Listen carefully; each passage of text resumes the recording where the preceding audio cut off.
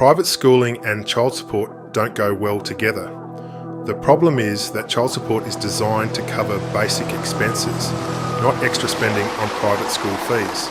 Stay with me to learn about funding your child's education and whether private schooling is worthwhile after separating.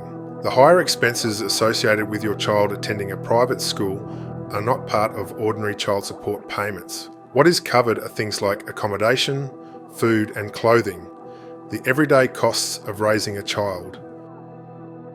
Certain large and significant expenses sit outside the system and are dealt with separately.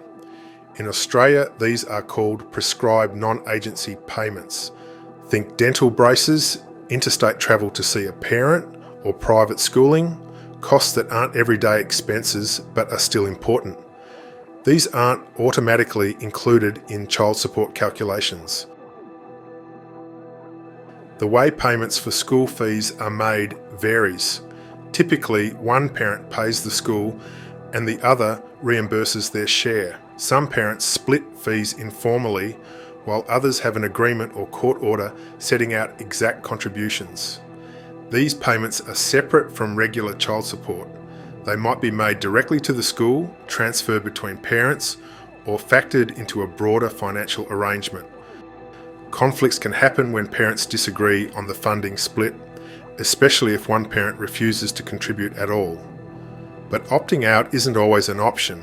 Parents can be compelled to pay if they previously agreed to private schooling and the child has already settled into their school. I'll go through what happens when parents disagree in a moment, but you should know that private schooling can be a bad idea when parents are separated. Your child may be better off in the public school system, with the money saved benefiting them in other ways. When parents separate, many things change. A big one is the financial hit from having to provide two homes. The overall financial position is also less stable because parents can't rely on each other to get through tough times.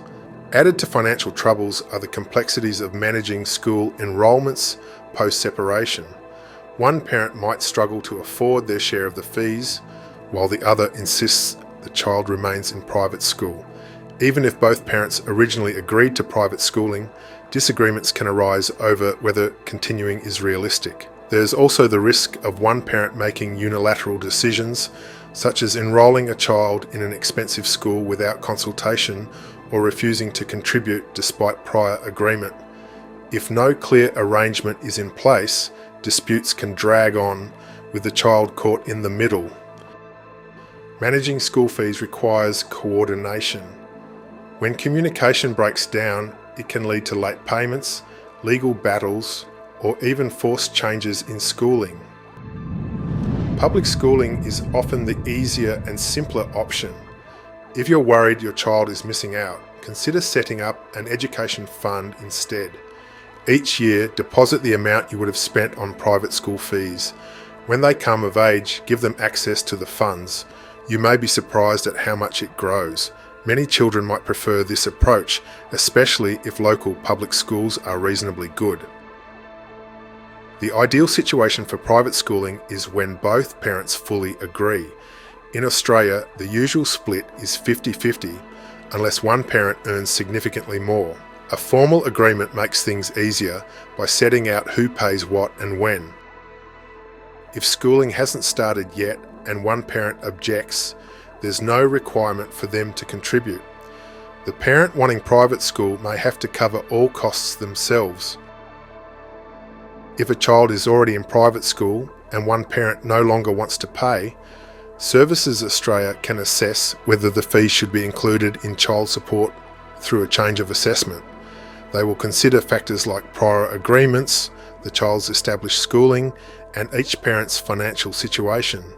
If the change is approved, school fees may be added to child support obligations. A bigger issue is when one parent enrolls the child without agreement. In this case, the non-consenting parent can't be forced to contribute unless a formal determination is made. The parent who made the decision is responsible for the fees unless Services Australia rules otherwise. Private schooling after separation can be stressful, especially if money becomes tight. Public schooling is often the simpler option, and the savings can benefit the child in other ways. Be careful about what you agree to or even go along with, as there may be significant financial consequences